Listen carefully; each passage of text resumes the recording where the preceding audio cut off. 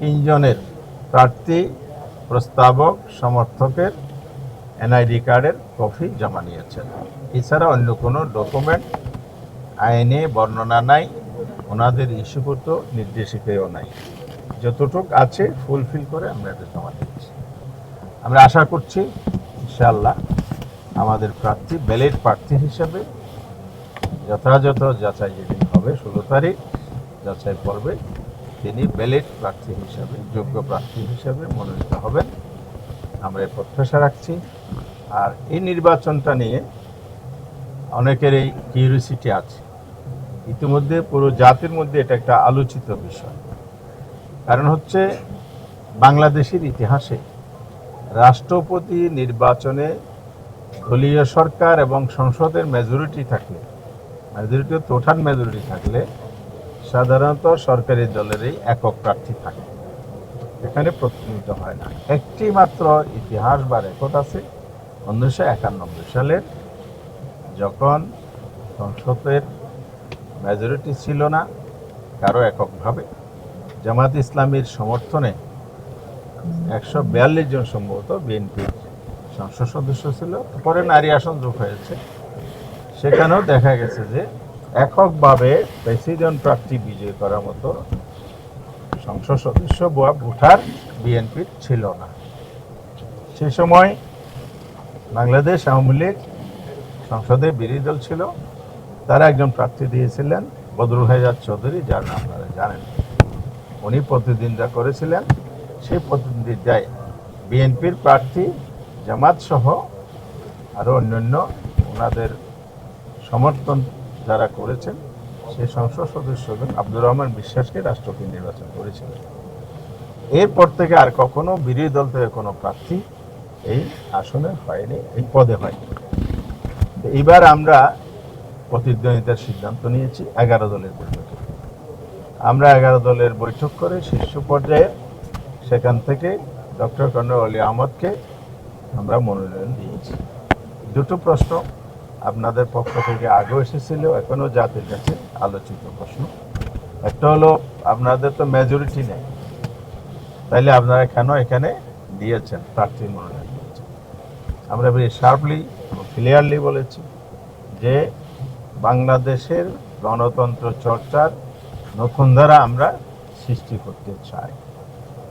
91 সালে যদিও একটা সম্ভাবনা ছিল বিএনপির আসন কম থাকা, এখানে তো সেই সম্ভাবনাও নাই। বিএনপিতে আগেই নিজেদের মেজরিটি সুনিশ্চিত কলা কৌশল করে নিয়েছে, সেই কারণে তাদের সেফ সাইড আছে এখানে। তা আমরা এখানে জিতবো কি হারবো এটা নয়, আমরা প্রতিদ্বন্দ্বিতা ছাড়া কোনো নির্বাচন হোক এটা আমরা চাই না। এটাই গণতন্ত্রের সৌন্দর্য।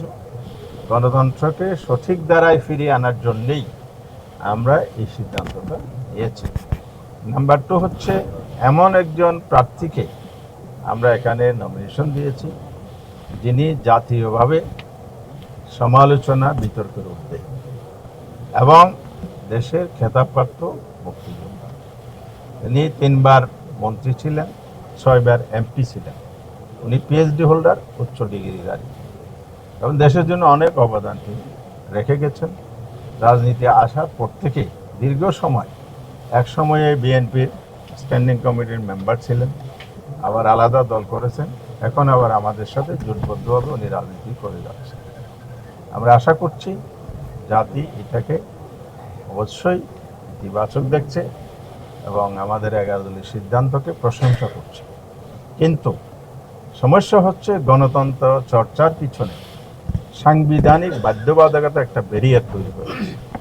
সেটা হচ্ছে আর্টিকেল 70 আমাদের কনস্টিটিউশনে 70 অনুচ্ছেদ বলে, যেটা নিয়ে আমরা ঐক্যমত্য কমিশনে সংসদ সদস্যদের স্বাধীনভাবে তার মতামত জাতির সাথে, জনগণের সাথে, দেশের সাথে রাখতে পারে, সেই ডোরটা ওপেন করা।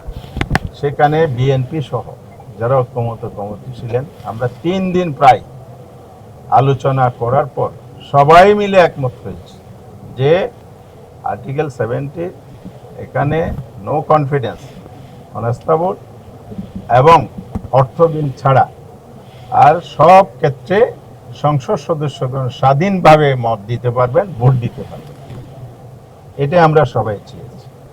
তো দুর্ভাগ্যজনক হলো সত্য, গণভোটে এটা পাশ হওয়ার পরও 12 ফেব্রুয়ারি বিএনপির একগুঁয়েমি এবং দলীয় সংকীর্ণতার কারণে, দেশের স্বার্থকে প্রাধান্য দিতে না পারার কারণে গণতন্ত্রকে আবার সেই জনগণের অধিকারের জায়গা থেকে প্রাতিষ্ঠানিক রূপ দেওয়ার ক্ষেত্রে ওনাদের গড়িমসির কারণে এই সংস্কারটা ওনারা করছেন না। বিশেষ করে গণভোটের যে রায় বাস্তবায়ন করছেন না। গণভোটের রায় যদি বাস্তবায়ন হতো তাহলে আজকে আমরা আশা করতাম কর্নেল লি সাহেব বিপুল ভোটে বিজয়ী হতেন, কারণ সংসদ সদস্যদের কাছে উনি একজন গ্রহণযোগ্য যোগ্য প্রার্থী।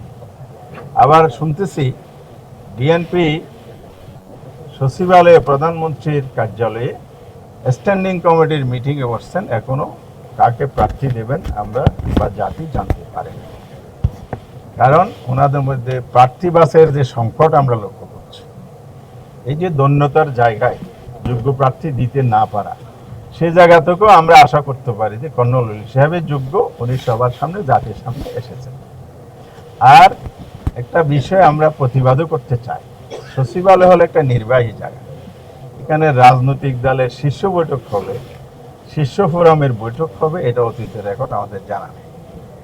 তো এই যে কাজটি ওনারা করছেন, তাহলে ওনারা গণতন্ত্রকে কিভাবে দেখেন? আমার দলের মতো হলে গণতন্ত্র, নাইলে আমি স্বৈরতন্ত্র। 5 মাস বা 6 মাসের কার্যক্রম, অতীত থেকে কোনো পরিবর্তন নাই, ওনাদের মহাসচিব বলে দিয়েছেন। তা আমাদের আর নতুন করে বক্তব্য দরকার নেই। মহাসচিবের বক্তব্য, ফখরুল সাহেব যেটা বক্তব্য দিয়েছেন, মাননীয় মন্ত্রী, দলের মহাসচিব, এটাই জাতি জেনে গেছে। বোঝা যাচ্ছে যে ওনারা আসলে পরিবর্তন চান না বলেই পরিবর্তন হচ্ছে না। পরিবর্তন যদি ওনারা চাইতেন তাহলে সংসদের প্রথম শপথের দিন ওনারা সাংবিধানিক পরিষদে, সংস্কার পরিষদে শপথ নিতেন, অধিবেশন ডাকতেন, এর মধ্যে এটা সংস্কারের মধ্যে গণভোটের রায়টা বাস্তবায়ন হতো। তা আমরা এখন আশাবাদী হতে চাই। পার্লামেন্টও আমাদের সংসদ সদস্যরা বারবার উঠিয়েছে, রাজপথেও আমরা ভূমিকা রাখছি, আন্দোলন কর্মসূচি অব্যাহত রয়েছে। আপনারা জানেন ওনারা যাতে সংসদে অতি দ্রুততম সময়ের মধ্যে এই কাজটা করেন, অর্থাৎ গণভোটের রায়টা কার্যকর করেন, সেই সময়টা এখনো আছে। তাহলে ওনারা ইতিহাসে স্মরণীয় হয়ে থাকবে। ওনারা এখন যে সমালোচিত হচ্ছেন, জাতির কাছে দিক